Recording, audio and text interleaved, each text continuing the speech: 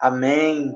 Então, louvado seja o nosso Senhor Jesus Cristo e sua Mãe Maria Santíssima.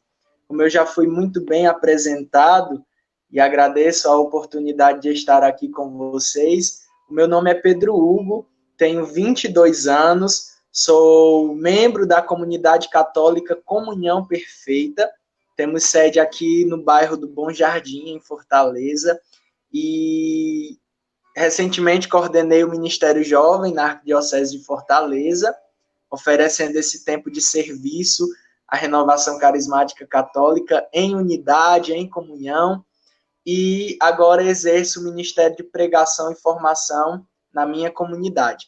E, sem mais delongas, nós vamos partilhar de um tema importantíssimo para a nossa vida espiritual. Um tema que nos convida a eleger uma nova prioridade, uma nova e eterna prioridade de vida. O tema que nós vamos partilhar esta noite é: buscai primeiro o reino de Deus. É uma ordem, é uma convocação, é um chamado de Deus para a vida particular de cada um de nós.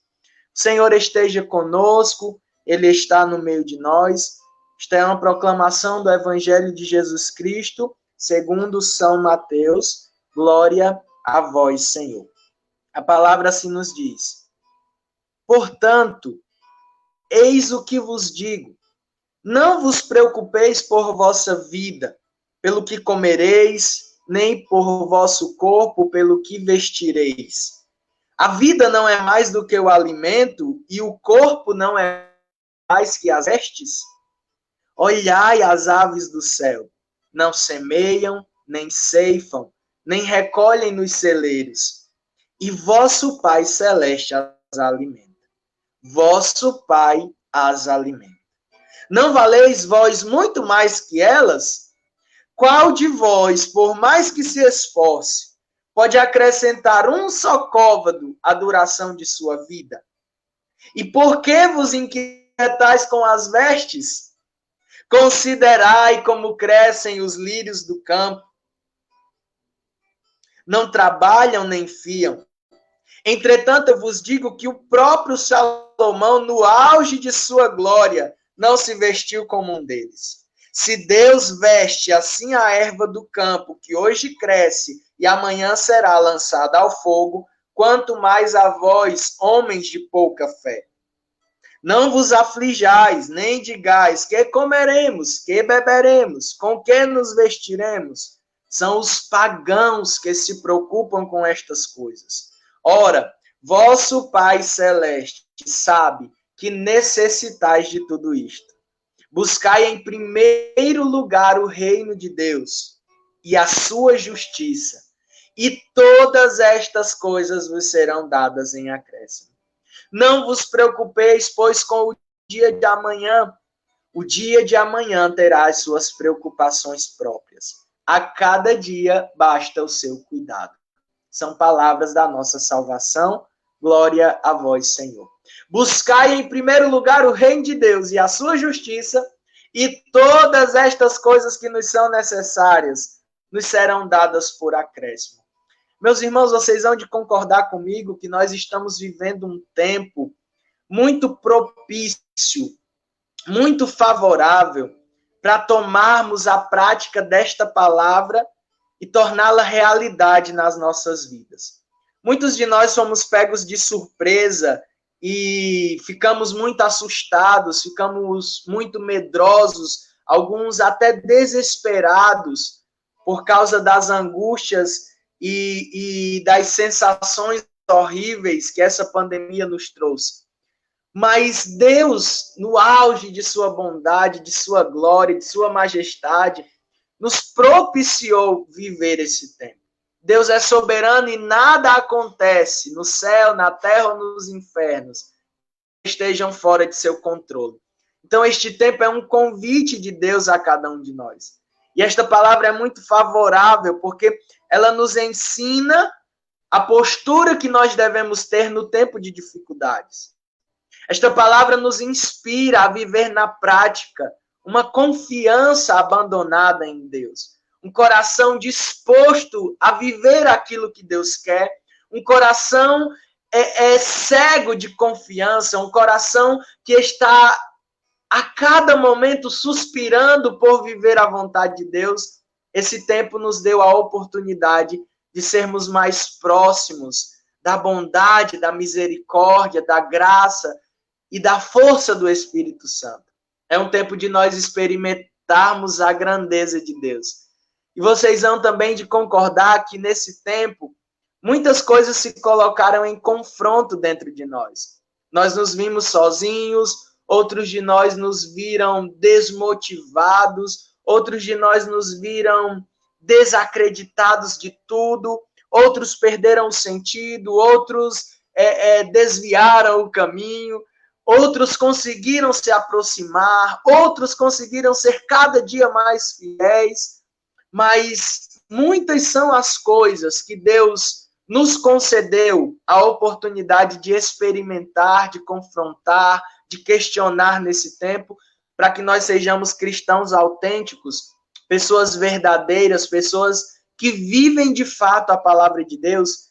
E algumas coisas eu elegi para partilhar com vocês essa noite, que eu acredito que são sentimentos, emoções, percepções, coisas que estão sendo modificadas em nós nesse tempo. A primeira delas é as nossas motivações. Tantas coisas nos motivam a buscar a felicidade, a buscar o sucesso, a buscar a paz, a buscar a quietude, a tranquilidade. São muitas as nossas verdadeiras e falsas motivações. E entre elas, nós elegemos a motivação de buscar a felicidade. Então, todos nós temos algo que nos motiva a buscar o sucesso, a buscar tudo aquilo que nos dá tranquilidade, que nos dá paz. E às vezes nós vamos colocando isso como as nossas prioridades. Então, nós não sabemos mais o que verdadeiramente nos motiva a fazer aquilo. A gente só sabe que está fazendo porque talvez nos faça se sentir bem. E esse é o grande problema. Porque quando uma coisa nos faz sentir bem, a gente já não questiona mais se nós realmente temos verdadeira motivação para aquilo, ou se o que me motiva a viver aquela situação é uma motivação verdadeira, uma motivação guiada pelo Espírito Santo.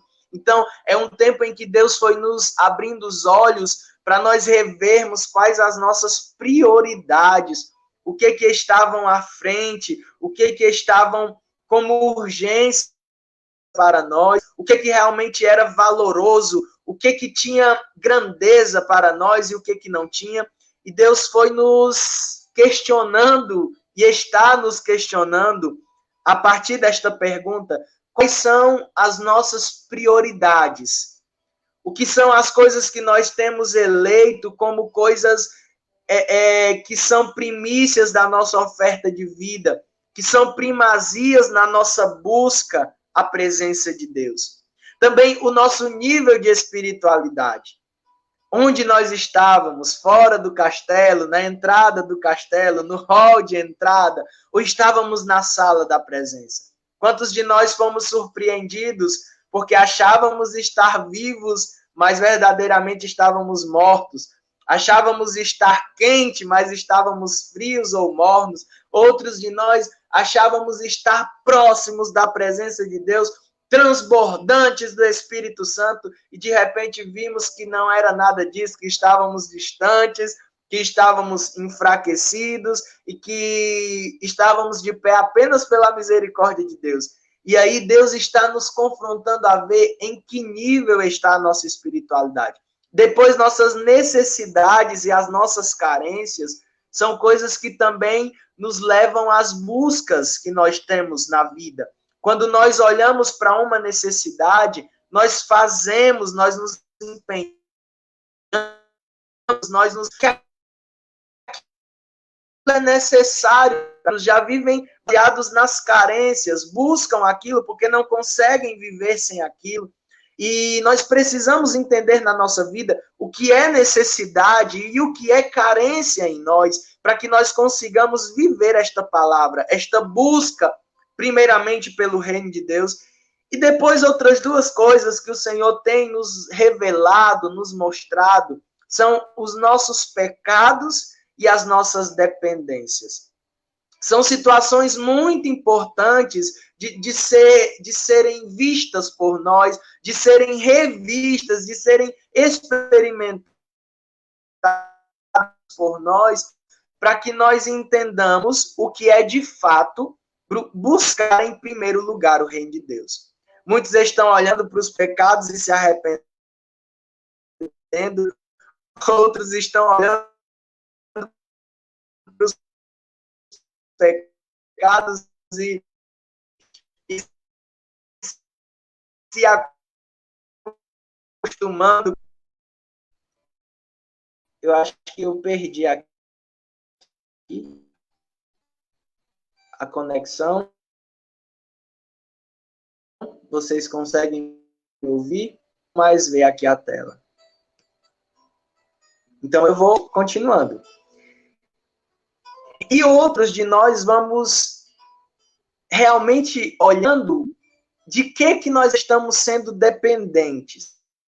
Quais são as dependências das quais nós somos. Quais são as dependências que nos levam a buscar tantas coisas dependentes. Então, eu quero, antes de falar dessa palavra rema, de buscar o reino de Deus, eu quero lhe fazer duas perguntinhas, ou até três, mas a primeira é, de quem e o que realmente nós estamos dependendo? Eu pergunto a você, meu irmão, essa noite, de quem e de que realmente nós estamos dependendo? Porque se nós não identificamos as nossas dependências, as nossas carências, aquilo que nos motivam a buscar as coisas, nós não vamos entender o que é uma busca ao reino de Deus, o que é uma busca em prioridade. Então eu lhe pergunto essa noite, de quem e do que você está dependendo? O que está lhe motivando a buscar as coisas que você tem buscado hoje, seja elas quais forem? E a segunda perguntinha é, o que é a sua prioridade hoje? Esta vida terrena ou a vida eterna? Quais são as prioridades que movem a força motriz da nossa vida? Uma busca pela vida terrena ou uma busca pela vida eterna? E eu pergunto ainda mais, terceira perguntinha, quais são os tesouros que nós estamos juntando? Tesouros de fé ou tesouros de utilidade? Tesouros de alguém que confia e que por isso não precisa de muitas coisas para se sentir próximo de Deus?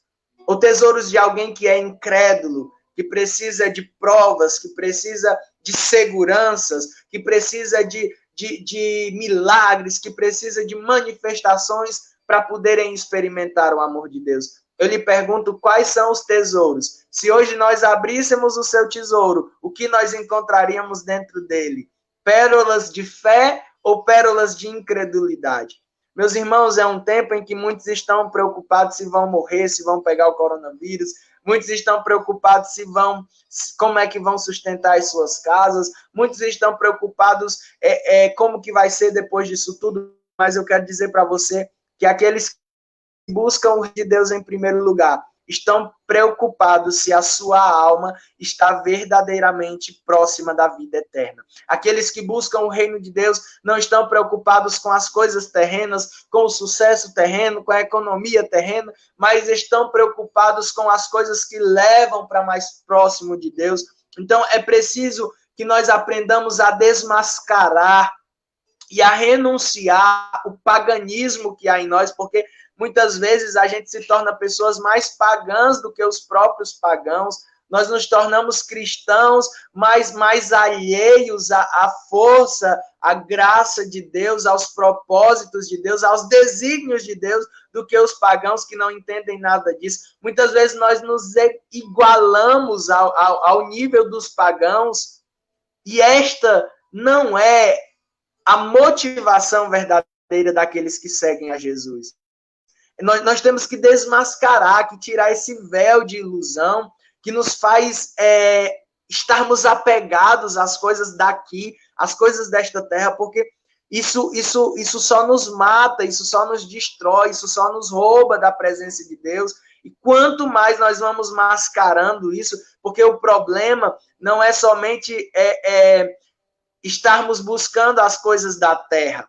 O problema é estarmos buscando as coisas da terra, mascarando esta busca como busca pelas coisas do alto. Acredita que tem muita gente aqui, talvez nesta live, alguma pessoa que está buscando a Deus, que está buscando a presença, que está querendo a presença, mas no fundo, as suas motivações são outras. Você quer buscar a presença para uma satisfação terrena. Você quer buscar as coisas da eternidade para estar bem aqui nesta terra. Você quer buscar o alto para que as coisas do alto te favoreçam aqui na terra. E isto é uma máscara diabólica. Isto é uma ilusão que nós precisamos renunciar. Isto é um paganismo que há dentro do nosso coração, que nos faz buscar as coisas de Deus em favor das coisas terrenas, só para que as coisas terrenas se tornem favoráveis para nós. No fundo, talvez a gente não queira nem a presença de Deus, mas nós queremos que a presença de Deus nos seja confortável para que nós tenhamos uma vida bem-sucedida. E isto é uma máscara. Isto é uma máscara diabólica. Isto é uma ilusão pagã que o inimigo coloca nas nossas vidas. Outra coisa que nós temos vivido é um tempo de crise espiritual, um tempo de heresias, um tempo de apostasia da fé. E eu quero dizer para que você esteja bastante atento a este tempo em que nós estamos vivendo. Eu estou falando do tempo em que nós estamos vivendo, porque a palavra nos fala desse exagero nas preocupações com o tempo, com o lugar, com os ambientes, com o que vestiremos, com o que comeremos. A palavra de Deus está nos falando das preocupações exageradas que nós temos em cuidar, em organizar, em planejar, em projetar as coisas da terra e em construir para nós uma habitação segura. Mas o salmista vai dizer que a nossa segurança está no Senhor. A nossa força está no Senhor. E quando nós vamos construindo essas coisas terrenas, nós vamos perdendo a visão do tempo profético, do tempo espiritual em que nós estamos vivendo. E eu quero dizer para você, cristão católico, é um tempo de crise que você precisa estar desperto. É um tempo de apostasia da fé, em que pessoas dentro da igreja estão apostatando, estão vivendo baseadas nas heresias, e é um tempo de crise. Porque nós vemos, e eu me vinha no coração de falar isso para vocês, nós vivemos um tempo em que 3 coisas estão enfraquecendo a vida espiritual da igreja. A primeira é uma igreja perseguida. A segunda é uma igreja dividida. E a terceira é uma igreja diluída. Vejamos bem, meus irmãos, a igreja perseguida, agora não só mais de fora, mas de dentro. Os próprios cristãos estão a perseguir a igreja. Veja que tempo difícil nós estamos vivendo. Um tempo em que a igreja é perseguida por fora, pelas ideologias, pelas críticas aos cristãos, mas não só isso, agora os próprios cristãos criticam uns aos outros. É porque fulano é mais santo, fulano é menos santo. Uma igreja que está se perseguindo a si mesma. Depois, uma igreja que está se dividindo. Nós precisamos estar atentos a isso. Uma igreja que está dividida, o lado A, o lado B, a renovação carismática, a teologia da... Uma igreja que está buscando os seus próprios projetos e por causa disto está se dividindo. Eu sou de Pedro, eu sou de Apolo, eu sou do movimento tal, eu sou do outro, eu sou evangélico, você é católico. Uma igreja que está quebrando o corpo de Cristo, que está quebrando os ossos do corpo de Cristo e arrancando a pele do corpo de Cristo. E depois uma igreja diluída. Uma igreja que, através dos cristãos, está sendo construída em cima de opiniões. E isso vai diluindo a igreja. E quando eu falo de igreja, não da igreja que Jesus fundou, mas a igreja que somos nós. e aí vai fulano que segue pregador tal, outro que segue grupo de oração tal, outro que vive estilo de vida tal. Não, meus irmãos, eu quero dizer que isto faz parte do egocentrismo, essa cultura que nos impede de buscar o reino de Deus. E aqui eu até anotei para falar com vocês, meu tempo está bem corrido, mas nós precisamos entender dentro da nossa realidade espiritual os efeitos do egocentrismo e as virtudes que o cristocentrismo nos traz.